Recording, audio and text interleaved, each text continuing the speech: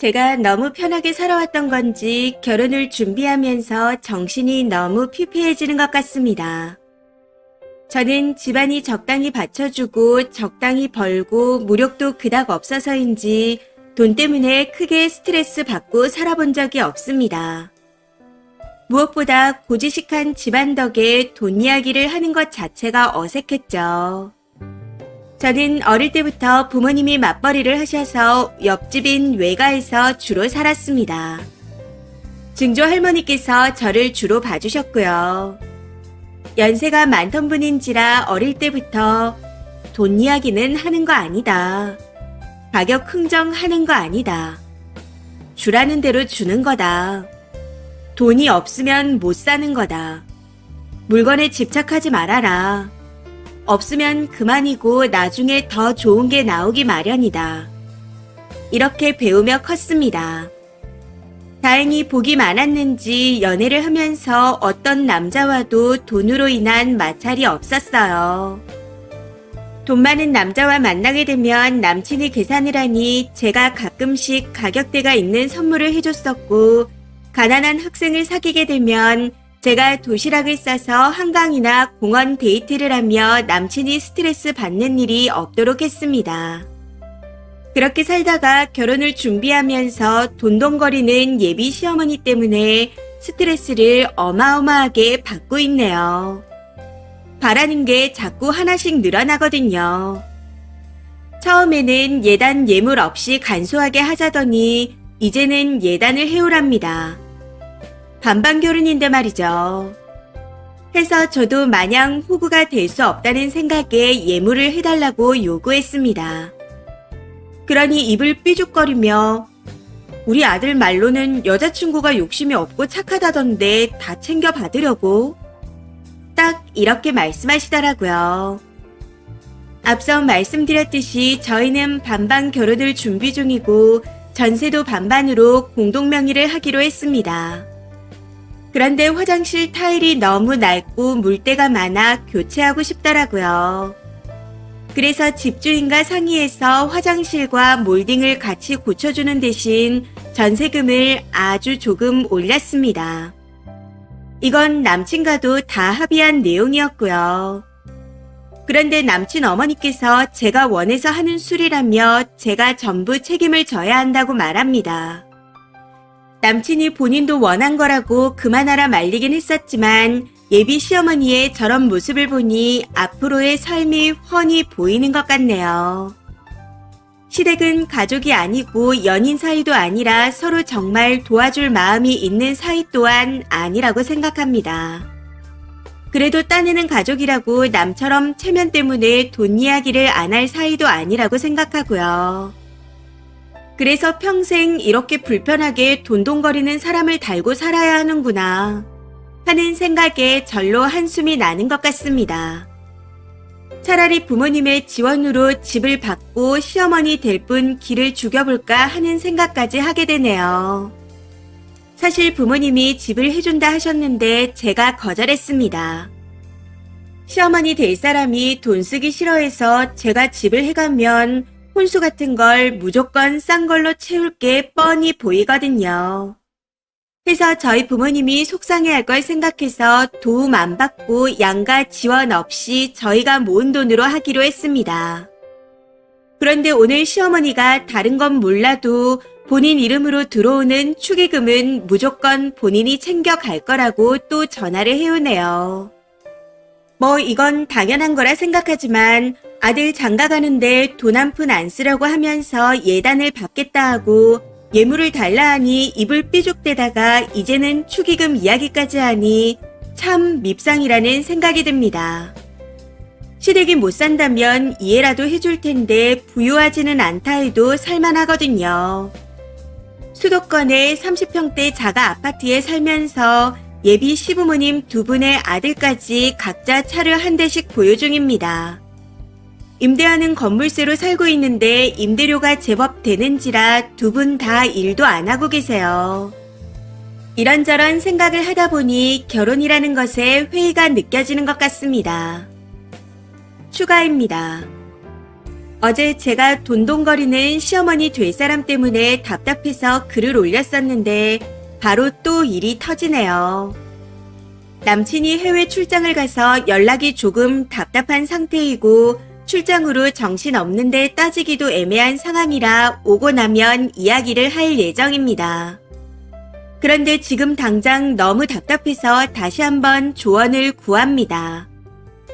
제가 글을 썼던 것처럼 반반 결혼을 진행하기로 했는데 예단을 요구하시기에 저도 예물을 요구했고 이후 현재까지 구체적인 이야기가 나오지 않고 있는 상태였습니다. 그런데 예비 시어머니가 어제 저녁 전화를 하셔서는 본인이 받고 싶은 걸 이야기하시는데 이걸 어찌 해야 하나요? 예단 3종 세트라고 하죠. 거기에 더해 친척들에게 이불도 돌려야 한다며 1,000만 원 정도를 요구하고 계십니다. 일단 지금은 바쁜 상태라 남친이 오면 이야기하자 했더니 밤에 야근하냐? 여자가 일에 매여서 쓰겠냐? 딱 이렇게 말하는데 너무 어이가 없더라고요. 누구처럼 평생 놀고 먹는 줄 아나 싶기도 하고. 참고로 전업주부를 폄하하는 건 아닙니다.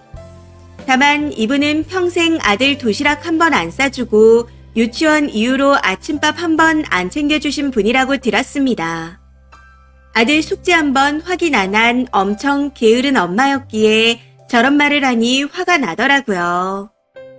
아무튼 예물을 준다면 본인 아들 시계라도 해달라고 할 것 같아 흔히들 말하는 꾸민비라도 요구를 해야 하나 하는 생각까지 가는 것 같습니다.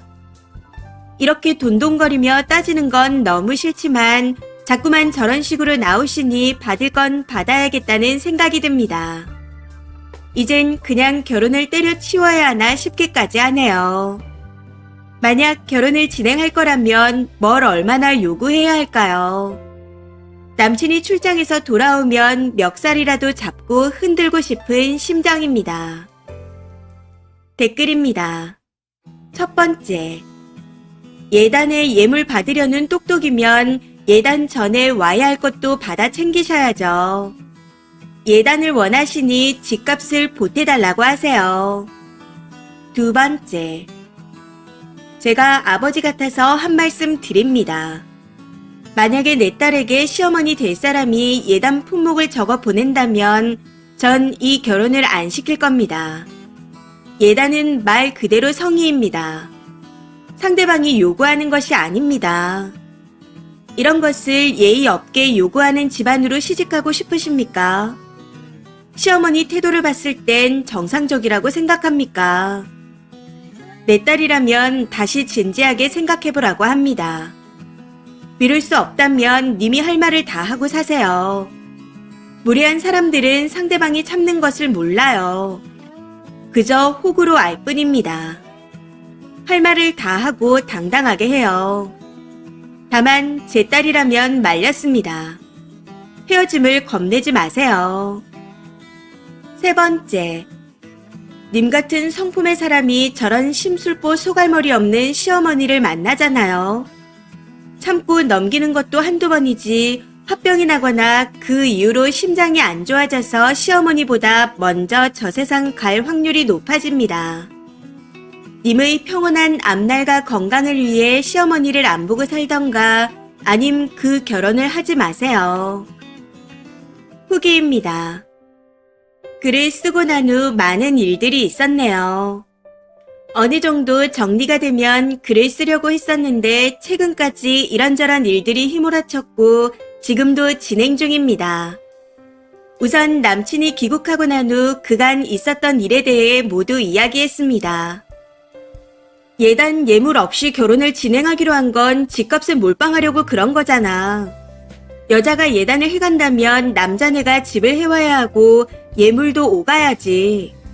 이런 거 다 따져서 하려면 꾸민비에 함에 이바지 음식에 끝도 없어. 우리가 왜 간소하게 하기로 했는지 어머님한테 상기시켜줘. 그리고 아들 없을 때 약자이자 을의 입장인 며느리에게 예단을 요구하는 건 정말 아니지 않아? 자기가 알아서 좀 커트해줘.